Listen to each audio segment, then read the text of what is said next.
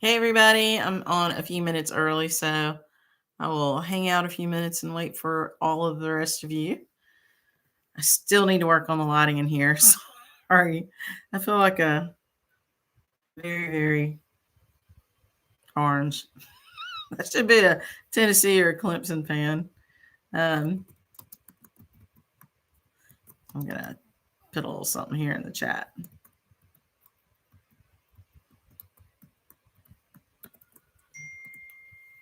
Oh, and turn my phone off. I don't know if you heard that.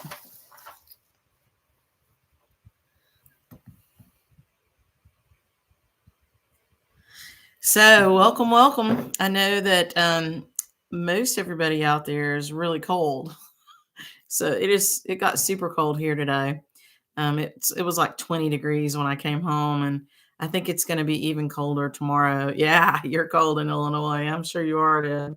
And people have flooding, so I'm thinking about you guys and praying for you all. I hope you don't get too much damage. The picture behind me looks crooked. One of us is crooked. I'm not going to try to fix it. Maybe it's me. I think it's me on the picture. That picture's really heavy. I can't imagine that it would be crooked. I think I had to like put like two hangers up there to get it up there.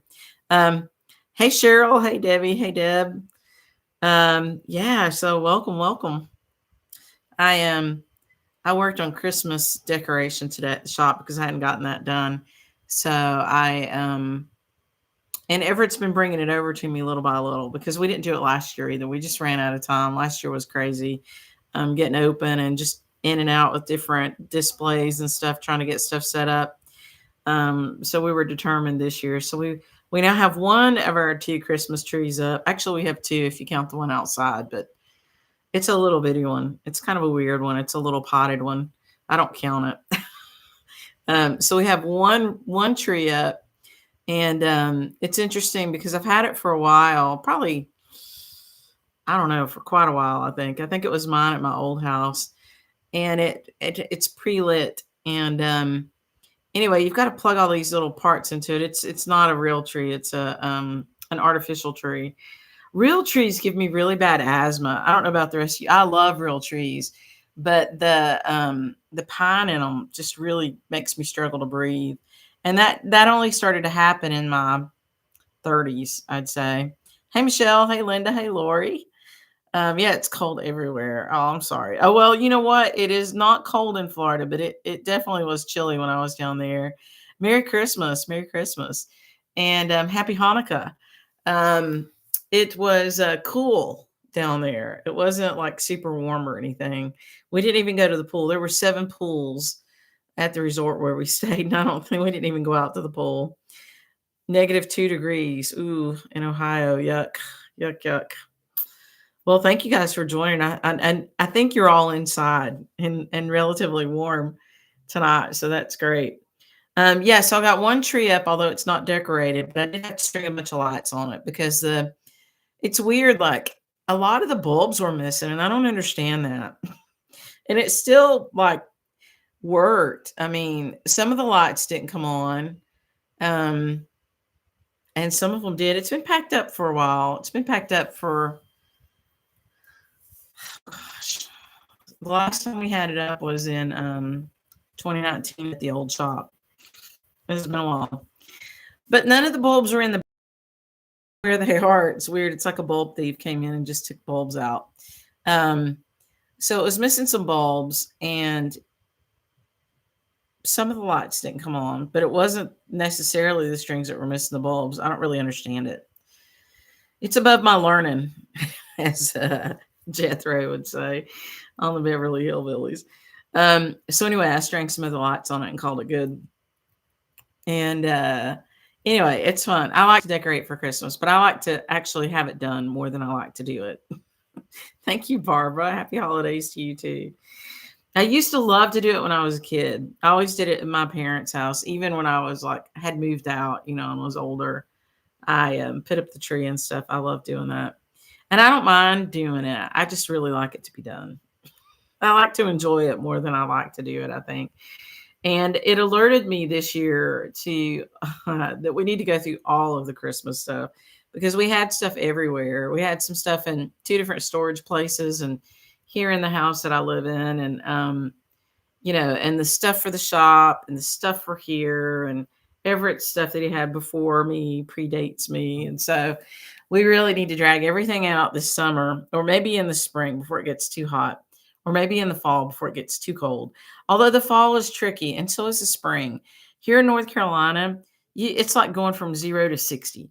I mean, miles per hour, but like it can be you know, like winter cold and literally you might have like half a day of spring and then you're in the dead heat of summer. It's the strangest thing. And fall happens that way too. It can be like a pretty warm late summer day. All of a sudden it's winter.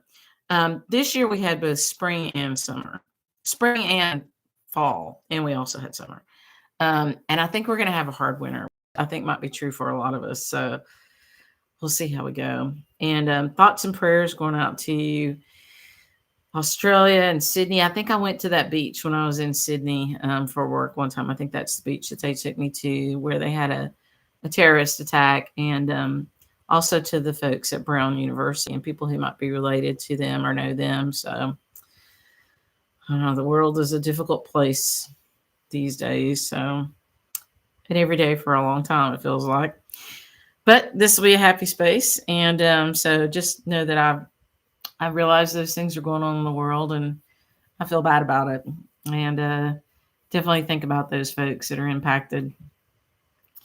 So, what to do tonight? So last week I was on vacation and I'll tell you just a little bit about that. Hey, Melanie. Hey, Kathy.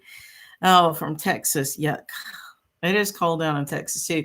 Some people don't realize that northern Texas can get really cold. Like I've been in Quanah before, and it can get cold up there. Hey Kelly, yay! I'm glad you're stitching. Yeah, and you guys should all be stitching while I'm yapping away. So yeah, I was on vacation. Everett had his 60th birthday last Saturday. And so we drove to Orlando, and I probably told you about this on Sunday night. And then we went to a little steakhouse on Saturday night. And then I chatted with you guys on Sunday. And Sunday we went to a museum for airplanes, which I know I told you about. I saw a friend down there. I saw my friend Claire Nardone, which was great. She lives in Port Charlotte, and she met us halfway. It's about an hour north of Orlando. So she met us halfway in Winter Garden, Florida. And that was a beautiful little town. They were all decorated for Christmas, and it was just a really pretty little town. And so we met her and had lunch, and that was neat. And then we went over to I want to say it's kind of in I don't know. I'm having trouble thinking of the name of it. St. Petersburg. And Everett likes motorcycles, like street bikes and dirt bikes. Oh gosh, he's been on a dirt bike since probably before he could walk well. So we went over to Orange County Choppers, the little restaurant and museum that they have there for motorcycles. It used to be a TV show, and the guy used to scream and yell and throw chairs. And he was actually in there eating lunch when we got there. And Everett was really disappointed that he wasn't screaming at anybody or throwing chairs. So that was fun. And the food was really good. Like he didn't think I would eat there. He was like, we'll eat here if you want, because he said later, I really didn't think you would eat there. And the food was really good. Like, I mean, it was not your typical, bar food. It was excellent food. And then we tried to go up to Silk Road, which is a needlepoint shop there in St. Pete. And I've been there before because I used to go to retreats at Treasure Island with Susan Greening Davis and some of my stitchy friends. And we went every November. And I haven't been in a while. I don't even know if she's still doing it. But I used to go up to Silk Road, and needlepoint shops have just this amazing array of threads. And we got there at 13 minutes after 3, and he actually closed at 3. Claire just texted me. That's funny. I wonder if she's watching. I'll turn my phone off. I just thought that Mount Dora. Yes, she's watching. So thank you, Claire. She corrected me. Mount Dora, not Port Charlotte. Thank you. So we missed it by 13 minutes. I was so sad. So we stood there like at the door, and I'm like peering in. Amazing thread. So if you're anywhere near that area, like St. Petersburg, Treasure Island, um, wow, give Silk Road a try. They check on the hours. They used to be open till 5. This was a Tuesday, I guess, when we went. Um, but I think they're closing in the wintertime at 3, 10 to 3. So just double check. But if you have a chance to go there, definitely go there. And then we went to um Wednesday. Well, that night we went to a dinner theater. I think it's called Medieval Nights or something like that, or Medieval Times. And it was so fun. I've not been to that one since I was a kid, but we've been to some others, and it was just a ton of fun. And they knew it was Everett's birthday, so I don't know. He got something, some kind of little cake or something. It was fun. And we were like sitting dead center front row, which was pretty cool. But I did a little research afterwards to see, um, because those guys were really good, really good. And we go to the Renaissance Fair here whenever we can, which is not every year, but every 3 or 4 years. And we always love the jousting because it's just fun. And anyway, I just thought, wow, those guys were really good. I mean, their acting was good. The battle scenes that they did were really very good, and it what I found is that, like, it's competitive to get those jobs, and they have to be very athletic and fit, and also skilled at acting, and they train for a year before they're allowed to even ride in a show, because they have to be able to ride horses and stuff too. But they train for a whole year before they're even allowed to ride in the show. And it was just really cool. So we enjoyed that a lot. That was a lot of fun. Um, and then the next day was Wednesday, and we just kind of hung out. And then Wednesday night, we went to, and this is thanks to my friend Lori, who's probably on here. So, Lori, perfect advice. Thank you for this. We went to, it used to be MGM Grand, or I think that's what it was called, Disney's MGM, but now it's Disney's Hollywood Studios. And we went to their evening event for Christmas, which I think is called Jolly Days or something like that. And hey, Lori, and it was amazing. So Lori had told me that, if you go in the evening, and it wasn't even on my radar. Like I saw it, but it said something like, dress smart. There'll be lots of photo ops. And I was like, I'm not dressing up to go to the amusement park. I'm not going to do that. And so Lori said, you can wear what you wear every day. And I was like, oh, okay. So we went to that, and it opened. You could get in at 5:30, and it went until like 1 a.m. And the technical opening time was 7 or 7:30. But they clear out everybody from the park from the daytime. So they make you go in one direction, and they get everybody else out. And we really wanted to go there so that we could go to the Star Wars part, because Everett's a big Star Wars fan. I'm a Trekkie. I like Star Wars, but at heart, I'm a Trekkie, and he likes them both. And so it was really cool, like waiting in line and stuff to get in there. Everybody was dressed up. Like, it was just really neat to look around and see all the people in their Christmas outfits, which was really fun. Hey, Rita, and Jollywood Nights. That's right. Thanks, Lori. And so it got exciting just waiting to get in there. And then when we got in, it was amazing. Like, there was all kinds of like bands playing different music and dancing, and characters were out. Of course, they were decked out for Christmas, and there were special little treats and stuff for Christmas, like, Christmas themed and holiday themed. And it was just so well done. And you didn't have to wait. Lori had told me this. You really could walk right into the rides, like you didn't have to wait. Some of those rides, we literally took longer to walk into them than it took to, ride the ride. Some of those rides, I've been to that park before. Everett had not. I know that I have waited for an hour and a half to 2 hours to ride some of those rides, that all I had to do was walk in and sit down and ride it. I just couldn't believe it. It was amazing. And it might've been a little more expensive. I can't remember if it was or not, but it was well worth it. It was so worth it. So if you ever have a chance to go to Orlando, sometime between Thanksgiving and Christmas, and I think the first couple weeks of December are really good times to go. It's not very crowded anyway, even during the day, relatively speaking. Um, y'all, I did love it. Um, you should go, and if you have a chance to go, if you want to go to that particular park, go to the evening program because it's amazing.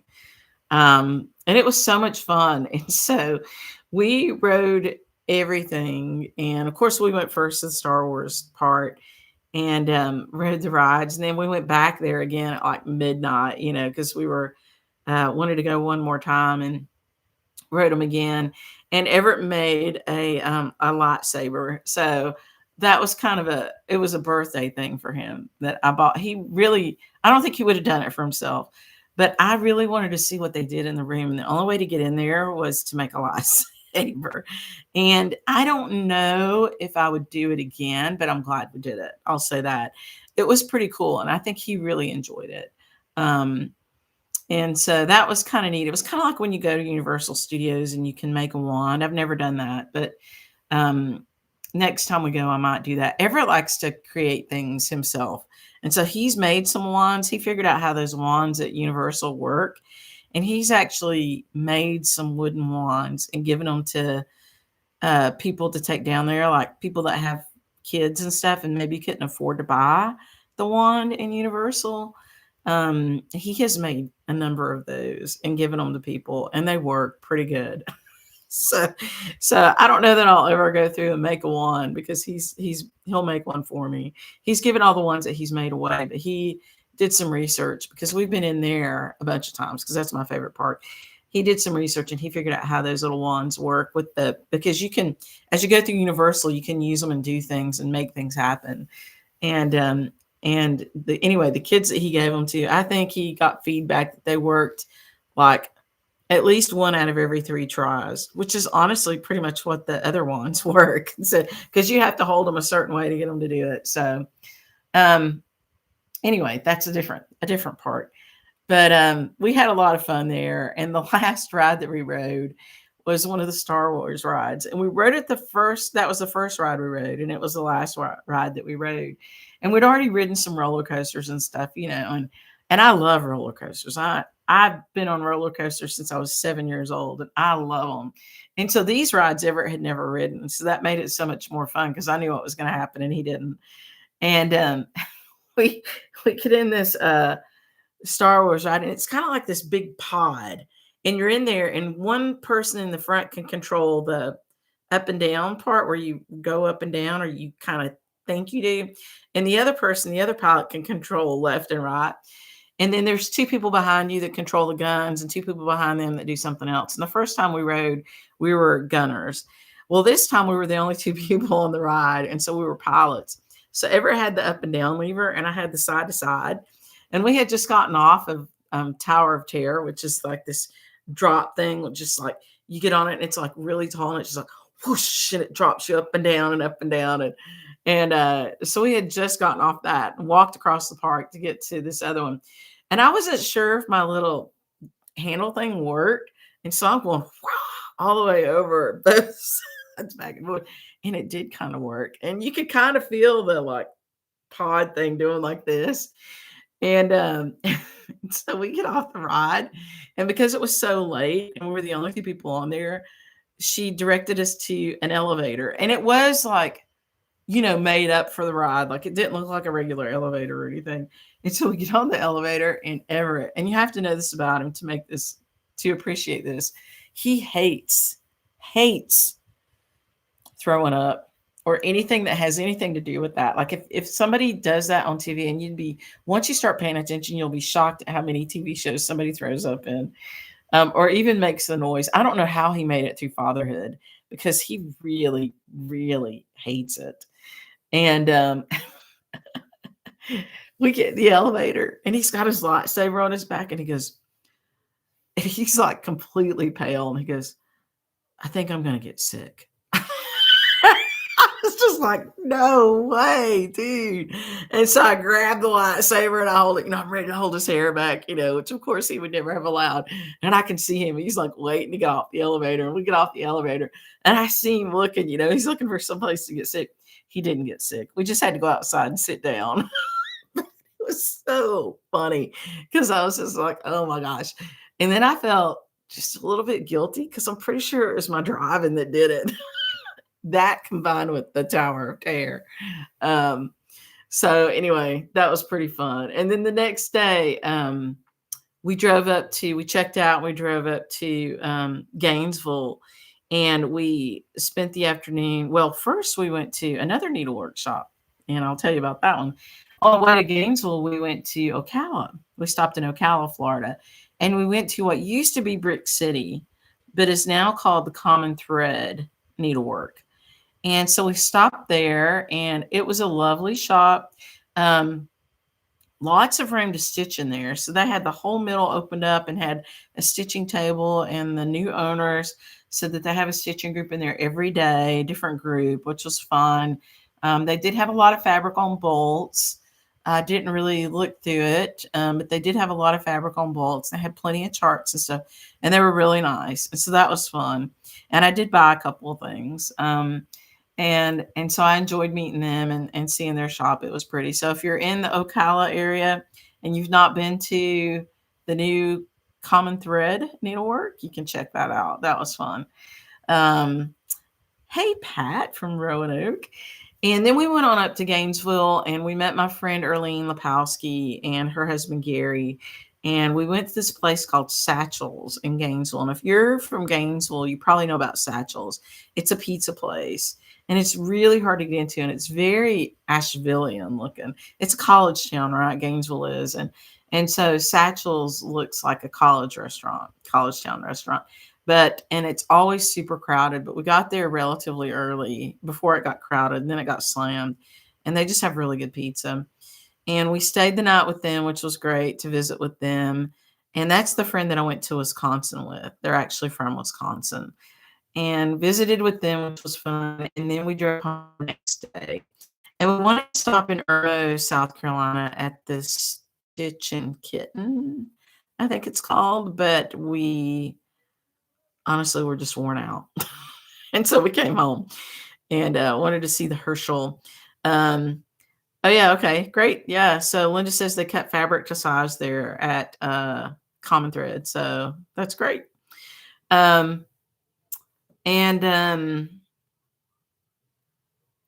She distracted me because she said they surge. We surge too. And we will cut to size if it's something weird. Otherwise, most people just buy a standard cut, but we will cut it if it's really long and narrow, or if it just barely gets over a 5 or something, we'll cut it. And we always serge, and we just got our serger back. That's why I was distracted. We had to buy a new serger. We had one that we literally wore out. I thought we wore it out. And one of the girls that works with me, Alex, took it to this place that does repairs on things like that. Not a sewing machine place, but a place that just tries to keep stuff out of the landfill. And they do it for free. And so we gave them the serger thinking that they wouldn't be able to fix it, but they did, which was great. And so she just brought it back. It was waiting for me when I got there. So that's what I was thinking when I had that far away look. I was thinking about that serger. So now we have two. And that's awesome. I like running a serger. And so the problem with our old serger is they took it apart, and it creates a massive amount of lint. There was some lint in a place way deep down in there where you couldn't even get to unless you took it apart. And when they took that out, I started running again. So that was awesome. And when I got back from vacation, one thread of the 4 had come unthreaded, and nobody will thread it but me anymore. And so I had to thread it. So it had to wait for me to get back, but it didn't happen till late on Friday, I think. So it was all good. So came back Friday, worked on Saturday. And then yesterday was Saturday, went to a really beautiful, Christmas stroll in downtown Waynesville. So Waynesville, North Carolina is pretty close to us here in Asheville. It's about a 40-minute drive. And we go over there quite a bit to go to a couple of restaurants that we love. And one of my helpers lives there. Alex lives there, Alex Medford, and she drives over from there. And and so Alex was there, although I didn't see her. But Everett's daughter Emma was selling her ceramics there, and she just had this amazingly beautiful stuff. So if you're on our Facebook page, I posted a picture of it. She made these beehive mugs, which I had seen before, but this particular batch was just so beautiful. And she made these other mugs that I don't know what she called them, but I called them kind of mountainy iron base or whatever. They were just beautiful. And you can look at them on Facebook. But the handle, she's very thoughtful about how she makes it. And my hand, which I have a big hand for a female, my hand fits in that handle just perfectly. And I thought, wow, what a great gift these would make for, like with a gift card. So I said, Emma, whatever you don't sell, bring to the shop. And so I don't know what she sold. I haven't talked to her today if she sold it out or not, but I'm sure she'll make more. But for those of you who are local, hopefully I'll have some in there this week or later. And if you're not local and you want something, send me an email and I'll get it to you. I'll ship it to you for free. I know how to pack those things pretty well. And for every one of her mugs or bowls that she sells, I'm going to include a little wax. Or one of my nephews, Tucker Worley, has a lot of beehives now, and he uses that wax and he makes these really pure waxers, and a lot of you have them. So if you, I thought that would go good with the beehive mug, but a gift card would probably go even better. So anyway, those are coming into the shop, and they'll be there next year too. We'll keep having some of that. And she made these beautiful bowls. And so I walked through the Christmas thing, and then I went back, and some of it was still there, and so I bought some stuff. I hate buying things from like really good friends or family, because I feel like they feel like they didn't make a real sale, and it is a real sale, because I wouldn't buy it if I didn't want it. And so I was just over the moon about that pottery. It's really beautiful. So I'm excited for Emma, because she has gotten really, really good. And she's doing an apprenticeship with East Fork Pottery here coming up it's like a 2-year program, and you have to be accepted into it. And so they've taken her on, and I think she starts in the new year. So I think she's going to turn out to be quite the ceramicist, quite the potter. And I'm really excited for her, because she really loves it. So that's great. And she has her own Instagram and stuff. If you want to follow her, it's Ponder Ceramics, and that's Everett's daughter. Okay. Well, that was all of my stuff that I did. I want to show you one of the samplers that we're going to give away next year in the newsletter. So make sure that you're signed up for the newsletter. I don't have the Dutch one here because it's in a frame. But I do have the little Mexican one, and I'm going to, it's not a big one. It's a little one. And, I think I'm going to, do something different at the top, because it's got the dedication at the top and the stitcher's name, and I'll probably chart that for you, but then I might just take that out and put something else up there too, or you can put your own name up there. But, it's a band sampler.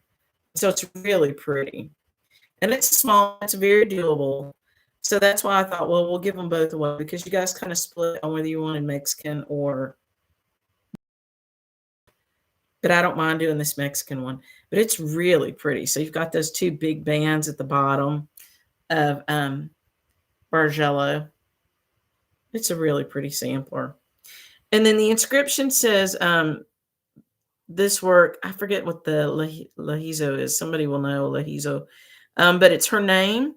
And then it says dedicated to her mother. And it's 1857, March 4th of 1857. So this is one of the ones that we will give away band by band in the newsletter in 2026. So make sure you sign up for the newsletter. It's a really pretty one. And I'll probably take one of those drums and one of those bands and make a drum out of it, because they're perfect for it. But you see this part up here, I might just carry this band right here all the way across, and then Maybe I might pull something from one of my other Mexican samplers. I'll do it just like it is, and you can choose if you want to do it just like it is or if you want to personalize it. I really think that you should personalize them. I don't think you should put the stitchers. You can if you want to, but I don't know why you would. You can certainly put her name on it somewhere. Um, I don't think anybody's going to think that, I don't think for this one especially somebody will think, oh, let me show you the back. This is beautiful. This is the back. Look how bright it is. So pretty. Very, very pretty. Gorgeous. Hey, everybody. I'm on a few minutes early, so I will hang out a few minutes and wait. How fun was that? I don't know what happened there. So I think I checked the link on my phone before, but I want to make sure the link worked. So that was cool. So that like started playing the thing. That was fun. Okay, so this will be the Mexican one that we'll give away band by band. So you've seen it now. We'll put a picture. It's really beautiful. And there's some stuff on here that didn't come across on the screen. And this is filament silk. It's very shiny. Very beautiful. So I will give you some information about stitching with the filament silks. I'll give you the colors in filament silk if you want to do that. Or you can do it with regular silk. I'm just looking at it. The thing about filament silk is that you just get this amazing shine, which I don't think is really coming across in this video, but you just get this stunning shiny finish to it. And on that note, I started Britomart last night. And so Britomart has Goblins and filament silk. And filament silk, I mentioned one time before, I think it was on this format. Filament silk is a full length of silk from the cocoon, from the silkworm cocoon. It's not been spun or twisted. It is a single ply silk. And it may have multiple plies in there to make up that ply, but it is a strand of silk. That does not to denigrate twisted silks like Goblins or spun silks. It's just how they reflect the light is different. And so all silk reflects light. It's all beautiful. And it's all fun to stitch with. I have to take a little drink. But filament silk is just like you put light on a reflector. It's like a cat's eyes at night. And if you're wondering where the beastie is, he's not in here. So, and many thanks to Elizabeth and Emma, who took great care of Mr. Herschel. He has some anxiety issues. Now, I don't know if he spent the first year of his life in a shelter. And I don't know if it's left over from that or what it is, but he did really well. And they loved on him and sent me pictures. And, I think he was kind of disappointed when we got home. I think he was enjoying his time. Yeah, like the Japanese embroidery thread, Deb. Absolutely. I've not done Japanese embroidery. I've seen a little bit of the threads and stuff, and I know it's quite the process. I should try that at some point. I don't know that I am detailed enough to do that. I certainly can do it, focus that hard, but I don't usually. And so I don't know that I'd be very good at Japanese embroidery because you actually twist your own silks with that and stuff. It's a world of precision. Deb could tell us more about it, and some others of you out there have done it. So I have two other things I want to show you.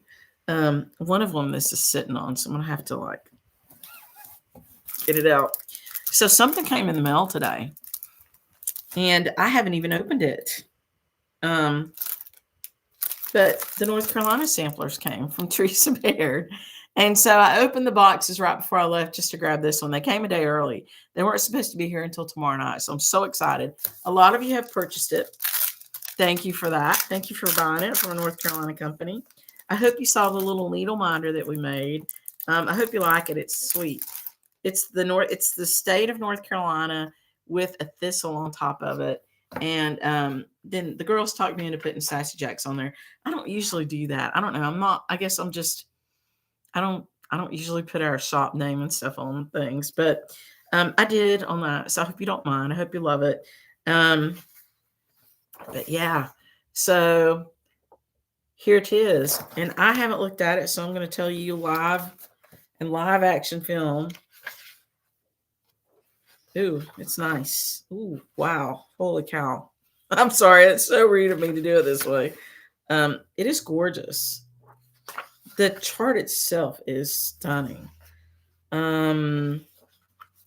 So the chart is in black and white, and it is a thick.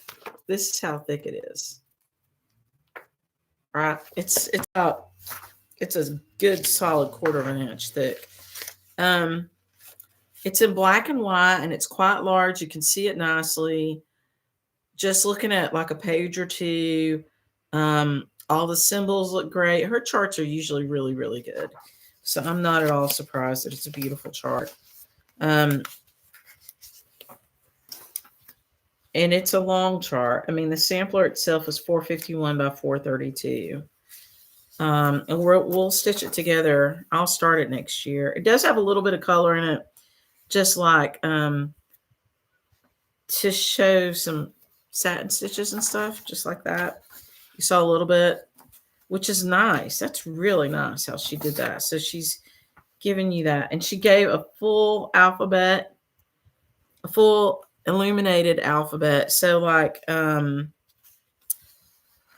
front of the sampler, this is an interior page, but the front of the sampler has all those illuminated letters on it. She gave a full alphabet for that, and then that is a gorgeous thistle on there. She gave a full alphabet for that so that you can, and she gave you another small alphabet so that you can use it for personalization. She's got her personalization down here. And so she gave you an alphabet for that too, so that you can personalize it. Her charts are great. She's got stitch diagrams in here for all the specialty stitches, like the trellis stitch, the spiral trellis stitch, which I have seen her do that in person. Yeah, this is a chart. If you never buy but one really amazing, like kind of advanced chart in your life, this might be the one. So, and if you like doing these, and you already know, and of course it has a little squirrel in here and some acorns. That's fun. And she gives some detail, small, pullouts of some of the, like, this is one page of many like that, where she's got the detail pulled out for you. Just doing a quick walkthrough of this. This is probably one of the better charts I've ever seen in my life. Wow. And she's blown up some of the small stitches, like for the insects and stuff. Just really, really nice. And she did give her story in here. So, some of her story. So, and she gave a picture of the old stone house that's in there. So that's pretty cool. And the thread requirements. So I haven't looked at our fabric to decide what to put this on. It's her model is stitched on Lakeside Linen Vintage Fawn. We won't have that. We're gonna put it on something else. I want to look at it and the threads a little bit closer. I suspect that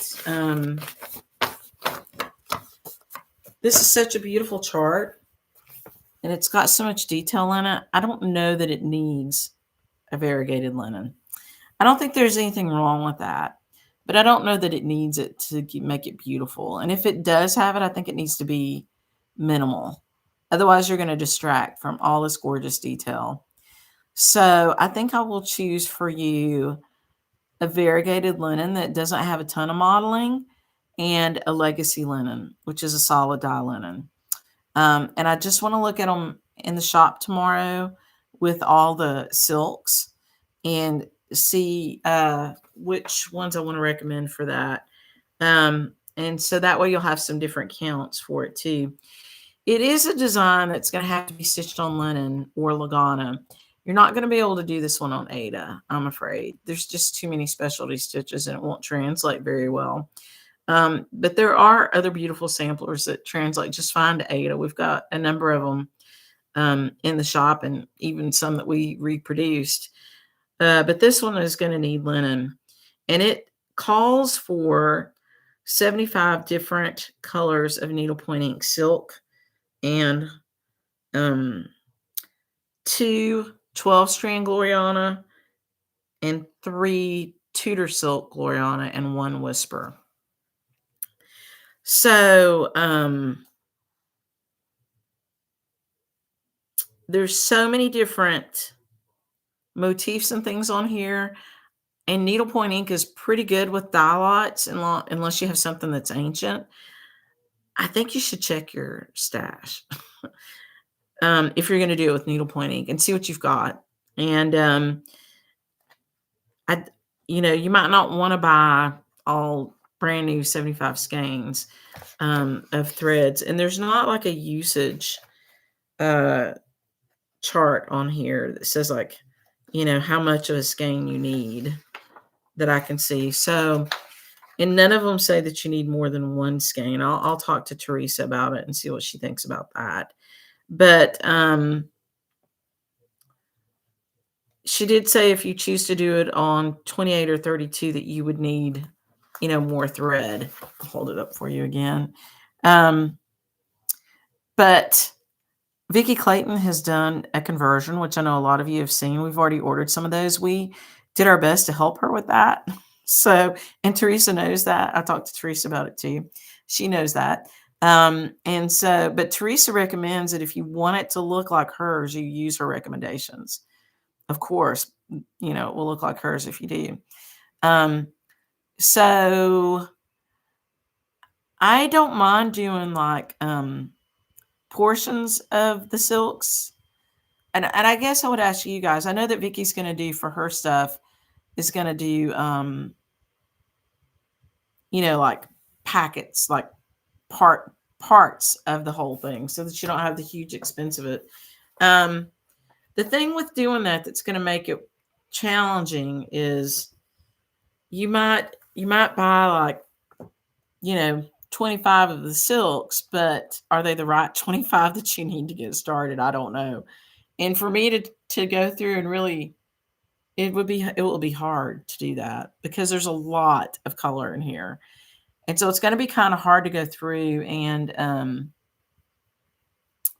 break it into which 25 are the best 25 to send you to start. And then what's the best next 25 to send you to start. It's not as easy as just breaking it into 3 sets or whatever. So I need to give that a little thought. I'm thinking about something else for that. Maybe like, I don't know yet. I've got some things running in my head. I don't want to say them yet. But I'm trying to think about how to make that work for you if you do need all of them. But at a minimum, know that it's here. And then if you just ordered the chart, and of course, we're going to give you our needle minder, no charge, that we made for it, then it should be shipping out tomorrow or the next day. It'll take us a little while to get through them. There were a lot of them that we sold. So thank you for that. And if you haven't ordered it yet and you want to, we have some extra copies and we'll order again. We'll always have this sampler. But let me know your thoughts around kitting, if you wanted to break it out into portions. I really think what that means is that you're going to end up having to wait till you get all 3 parts. And so, maybe what we can do is we could do We could do it over 3 months or something like that. I don't know, I gotta think about that, but you let me know what you think. I don't mind to do it, I just don't think it's helpful to get started. I don't think you can get the first 25 and start, I think you're gonna need them all to get started, and I really think that you should look at your stash and buy what you need versus just buying all 75. I mean, I'm happy to sell you all 75 plus the Glorianas. We'll have to get the Glorianas ordered and stuff. So we'll be doing that. But we'll be working on all that this week. And we'll talk more about it next Sunday night about, what we concluded for that. Okay, so thanks for your patience while we waited for these to come in. I'm so excited. When I talked to Teresa and ordered this, there were only 4 shops that had actually placed an order. And I know who they were for the most part. So I'm excited to be, among the first to get it and to get it to you. So and thank you, for making it a successful launch for Teresa. She's very happy and excited. So another thing happened. The jingle ball happened. And I know, what count is it stitched on? And 1 thread. So Lori, yeah. So the model was stitched on 40 count. And it was stitched with one thread. If you stitch it with 2 threads, you're going to need more silks. So I think you can stitch on 36 with 1 thread. I do. And I think that depends on the fabric. And on your personal preference. Some people really like it to look very substantial. And in that case, you'd have to be on a 40 count, or on a 36, you might have to use 2. But I don't like to stitch on 40. I will do it, but I don't enjoy it. For that one, given its size, I don't know. It'll either be 36 or 40. I almost always go to 36. That's my sweet spot. I'm doing the Britomart on 40. And I'm not really having any trouble with it. I was stitching on it last night, just in hand, and I didn't have any trouble seeing it. And that's a Legacy Linen 40, which means that it's a solid dye. It's not an over dye. An over dyed 40 is probably going to stitch a little smaller because it comes to the dyer, then it gets dyed, it gets washed, it gets dried, and it gets ironed. And so it gets shrunk. So it shrinks up a little bit. And so usually on an overdyed, normally an overdyed will be tighter. And so for example, instead of a 32 count, you might be stitching on a 34 count, or instead of a 36 count, it may really translate to more like a 38. So it's not a huge difference, but it's definitely tighter. And the way to figure out how many stitches you're really getting to the inch is you do a running stitch, and over, under every 2 threads for a little over an inch in an L shape like this, 2 directions. And you lay your ruler beside each side, and you take a picture with your phone, and you enlarge it, and you count the stitches in an inch. That's how you know what the stitch count really is. And that is the only way you know on an overdyed, because they generally will shrink a little. Some don't, but 80% of overdyed fabrics have shrunk a little because of the processing. It's okay. It doesn't matter. It doesn't make a much difference. But that's why sometimes you can get by with stitching with a single thread on a 36 count, even if you do like a really substantial look. Whereas on a solid dye, you might feel like it's not substantial enough for you. Now, me, I'm fine on 36 solid dye and overdyed with 1 thread, almost always. In fact, always. I can only think of one time that I used 2 threads, and I don't even remember what it was on or what it was for, which means I probably didn't finish it. So I don't mind stitching with 2 threads on 32 count. I always use 2 threads on 32 count, but on 36 and 40, I use 1 thread.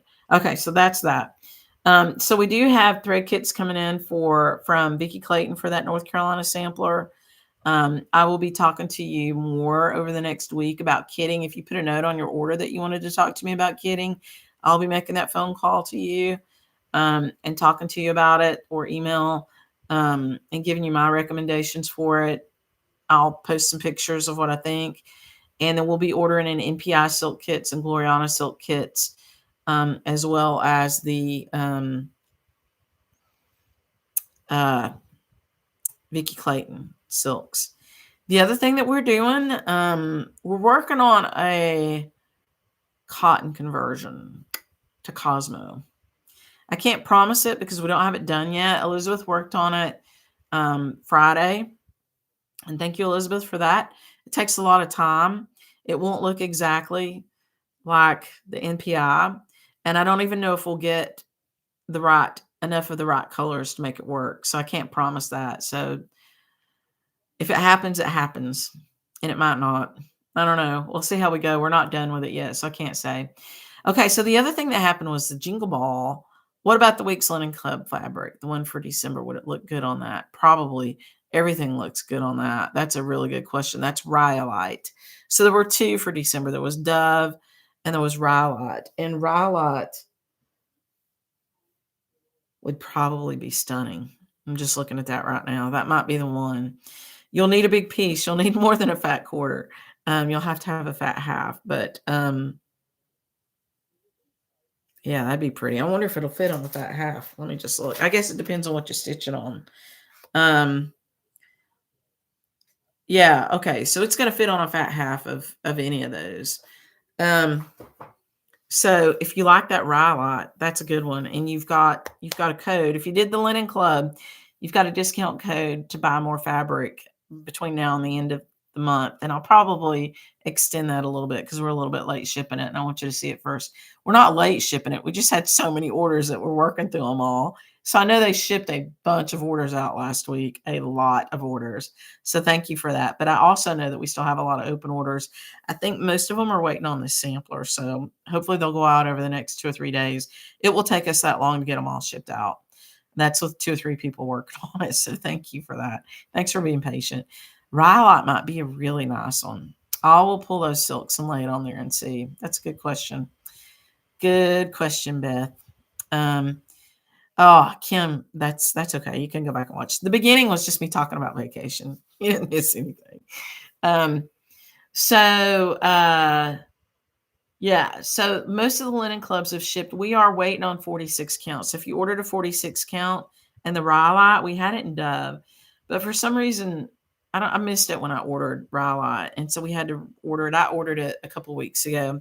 But it should be here this week, and the 46s will go out. So I hope you're liking that Linen Club. Rhyolite was beautiful.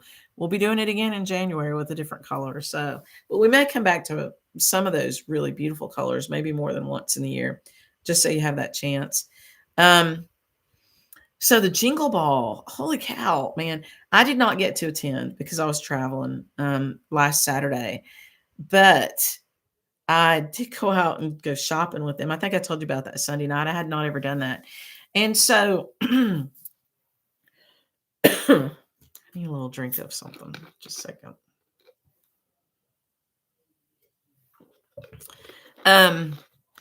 My favorite chart was everybody else's favorite chart, I think, just about, which was the Santa stocking from Teresa Kogut.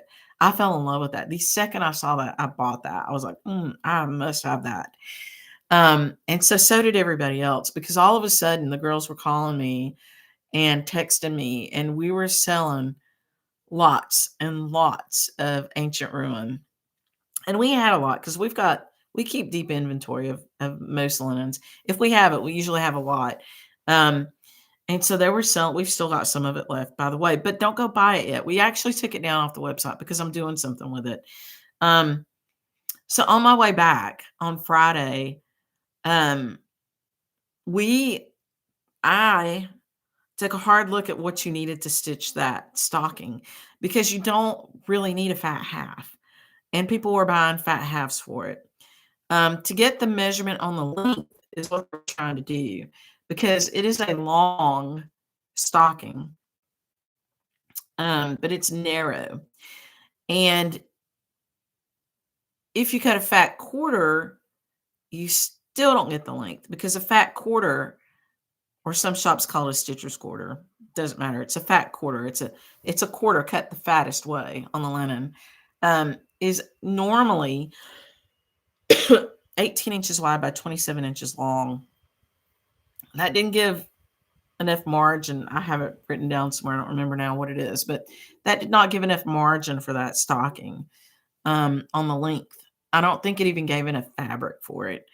And it might have given just barely enough on some counts.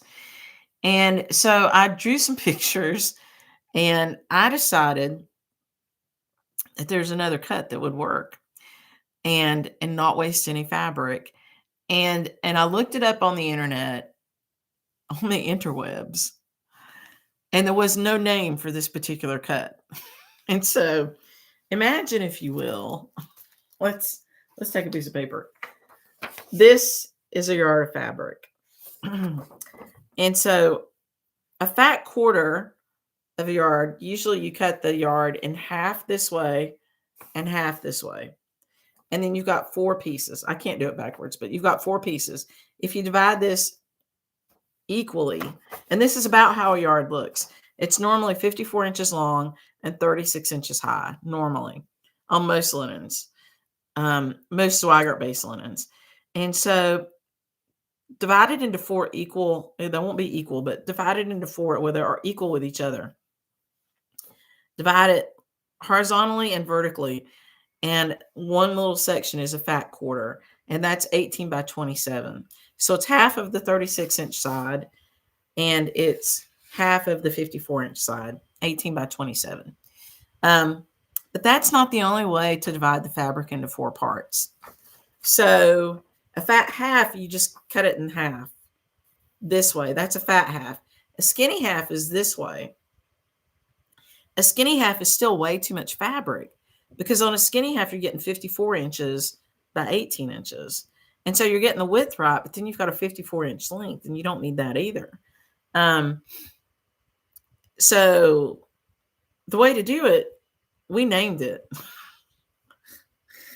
And it's not exactly the right name, but it's the name we're going with because I liked it.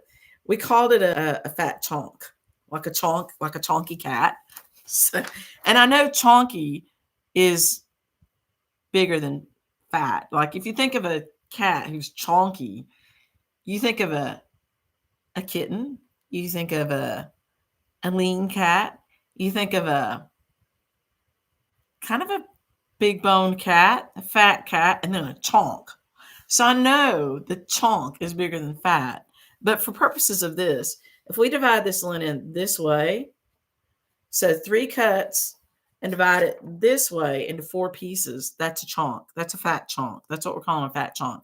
That gives you a piece that is 36 inches long down this length by 13.5 inches wide. And that's what you need to stitch that stocking. So that'll be on the website tomorrow. That's what I'm telling you. And you'll see what we've got left of Ancient Ruin come back out in fat chunks. So we're not going to sell any more fat quarters of it. We're not going to sell any fat halves. We're going to sell it in fat chunks. Everybody, I think, who was desperate to get it, bought it right away. And, you know, what we have left, which is, I don't know, I think we had like 5 yards of one count and 4 or 5 yards of another count. We're going to cut it into fat chunks and sell it until it's gone for that stocking, because everybody loved that stocking. And overnight, we just sold so much of that fabric, yards and yards of it. So, and I will look for another color too, to see what we've got that might also work, because there actually is another color that I think will be perfect for it from Legacy Linen, but I want to look at it first. And I want to also see what else we've got. And I know one of my friends and customers wanted to do it on 32 count, and we do have a piece of linen for that from Wabi Sabi that's beautiful, which is Kitten Stitcher's linen. And so we'll have a couple extra pieces of that too that I'll put out there in the fat chunk.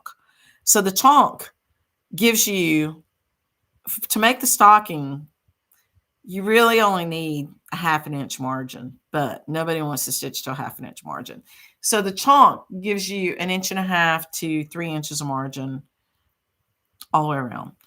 And the 1.5 inch is on 32 count. On 36 and 40 count, it gives you plenty of margin. So you're all good with that. And we drew a picture and we made a graphic. And I don't think it's on the website yet, but let me see if I can pull it up and show it to you.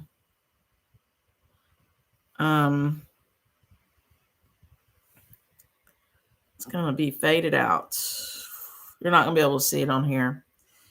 Anyway, you can kind of see it from the side. We divided the fabric into, you can sort of see it there, into chunks.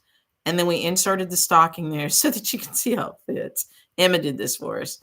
And on the top part, we showed you what a normal like fat quarter looks like up here. That's a regular like yard with a fat quarter. And this is what a chunk looks like. So if you're not stitching stocking, you don't care. But if you are, you care a whole lot. So it's the best way. So it's the same price as a fat quarter because it is a quarter of a yard. It's just cut very differently than what you would normally ever cut a yard. But maybe you guys who are quilters, I searched for a name for it for quilters and stuff, and I didn't come up with anything. So I called it what I want to, which is a chunk. And so anyway, if you're going to be stitching that stocking, I forget what it's called now, like Midnight Santa or something like that. You'll want a chunk. And so we're happy to sell you a chunk so that you don't have to buy a whole fat half. If you want a fat half, we'll sell you a fat half. We do have yardage left, but you're going to have a lot of wasted because you're going to have to position that thing. You're really going to waste a lot of fabric if you do it that way, because the way you're going to have to position it is right in the middle of that, or 3 inches over from the edge, and you're going to lose a lot of that fabric. But you do you, if it makes you feel better. But I think that I think you'll be okay with it on the chunk. I'll show you exactly how to measure it in because I'm going to stitch that. I, for some reason, ordered a hard pattern instead of a PDF, and so I don't have mine yet. So I'm waiting for mine to come. I don't know why I did that. I had a lot of trouble. I was in the car. I had trouble getting it ordered. Let's see. One more thing I had to show you tonight. I know it's 9 o'clock. You need a chonk. CHONK, a chonk. Like a chonk. Like, oh Lord, he coming. That thing with that cat, the big cat's walking through. And I say that very lovingly because my cat Seamus had to lose weight to fly home from St. Croix. He was a chonk. I opened another sampler right before this started. I only opened it because the box had so much tape on it. And I knew I couldn't get through that on the video. And so I opened it, and I was just going to leave it in the plastic part and take it out so we could look at it together because it's one I hadn't opened yet, obviously. And it had tape over the glass. And I was like, well, and so I had to take it out of the bubble wrap and take it out of the tape. It's really pretty. And so this is it.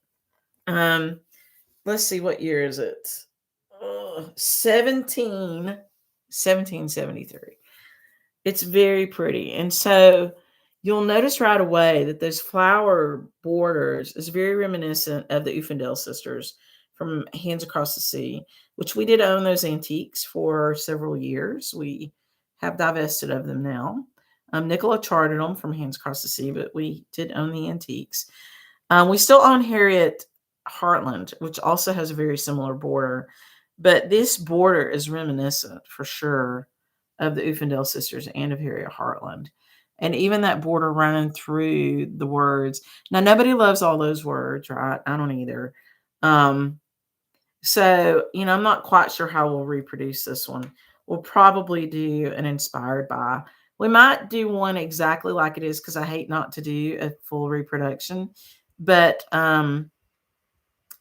really what I was interested in here were all these beautiful bouquets of flowers. Holy cowabunga, man. Look at those flowers. Wow, right? Now, the thing with all those beautiful bouquets of flowers, because see, since I opened it early and I cheated, I looked at it closely. They're over one. And I was like, what? I mean, I do not like to stitch over one. I will, but why would I do that? I was just like, holy cow. Well, I'll tell you why I would do it if I wanted it to look like this, because this is gorgeous. Having said that, there's probably a world in which these could be over two. So I haven't even had time to think about what I'm going to do with this yet. But I clearly liked it well enough to buy it. It's a gorgeous sampler from the 1700s. It will get reproduced. It's already been kind of conserved. The frame is not an expensive frame, but it has been nicely taken care of and taken off of its wood and put it with a nice backer board on it and stuff. I'll try to read it to you. It's going to be hard for me to read, but I'll try. I didn't write it down. Fragrant the rose is, but it fades in time. The violet sweet, but quickly past the prime. White lilies hang their heads and soon decay, and whiter snow in minutes melts away. Such and so withering are our earthly joys, which time or sickness speedily destroys. In all misfortunes this advantage lies. They make us humble and they make us wise. Let us bear it calmly, though a grievous woe, and still adore the hand that gives the blow. When we have once resigned our sinful breath, for we can die but once, then after death, the immortal soul immediately goes to endless joys or everlasting woes.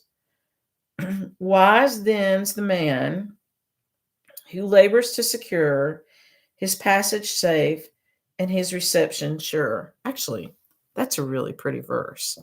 So I think we will do it exactly like this. I had not read it before. Don't you love how I just like launch in and do things real time with you? That's what these Sunday things are for. There's no editing here. The other thing I want to do is see the back of this, because you're getting a better picture of the colors than I am in person. For some reason, the screen is sharpening up the colors quite a bit, and I can see a lot more of these bouquets of flowers, not bouquets, but little flowers on the screen than I can in person. And I want to see the back. So this is what the back looks like. It's nicely done. It won't be that way for long. So I don't always take things apart, but when I do, there's a reason for it. And it's because I want to see the colors of these flowers.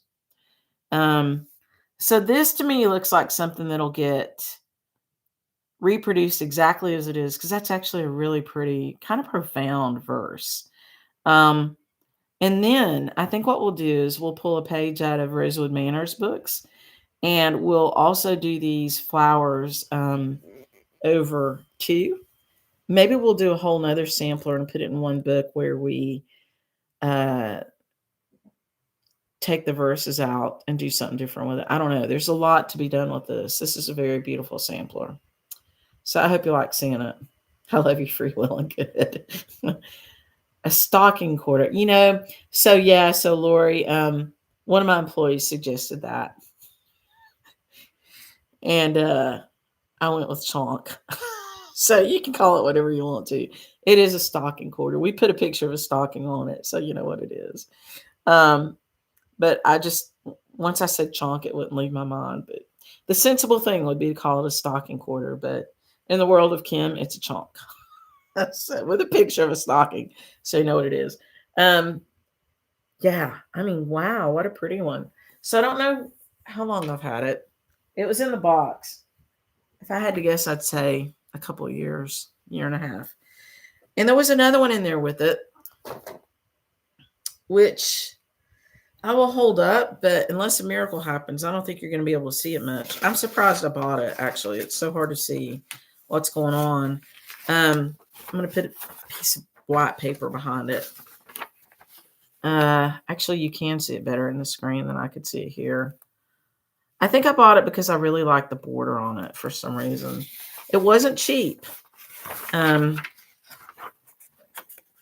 and it was already out of the frame. It came like this. So it's just really faded and it's a pretty rustic linen. It's interesting because the border on it's stitched so tight it looks pulled. And it's not. It's just over 2, but it's really pulled tight. This person was a very angry stitcher. She had a lot of tension. But that's really pretty, right? That little box there. And these little guys down in the corner are very interesting. Those little circular things. And then you've got a whole bottom that has eyelets in vases, which I guess must be grapes, maybe. So I've got to spend a little time with this one. I know I didn't give you a good view of it. It's just, you can't really even see it. I'm going to have to play with this with some photography and see if I can't get, and it's not any better on the back, and see if I can't get it to some clarity, but we'll chart it. And it's interesting. It's got eyelets all down the side, like down the border here, between this diamond thing and the actual single stitch border. It's got like a column of eyelets going down through there. I've not really ever seen anything like it, which might be why I bought it. Um, it's very interesting to me. It was stitched in, let's see, I've got a card here, 1830. And so it was stitched, this one was stitched by Jane Burnham. And it says on it, her sampler wrought in the 13th year of her age, 1830. Now in the heat, interesting. Now in the heat of youthful blood, remember your creator God. So, interesting one.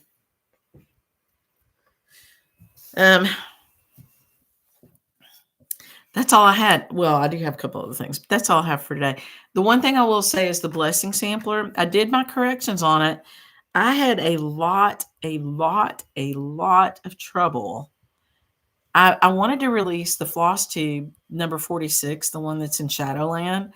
It was ready to release it, and I could not get that thing to save down to my computer. I hate Macintosh. I am an accountant, and I came through the world with, IBM compatibles or whatever you want to call it with Microsoft.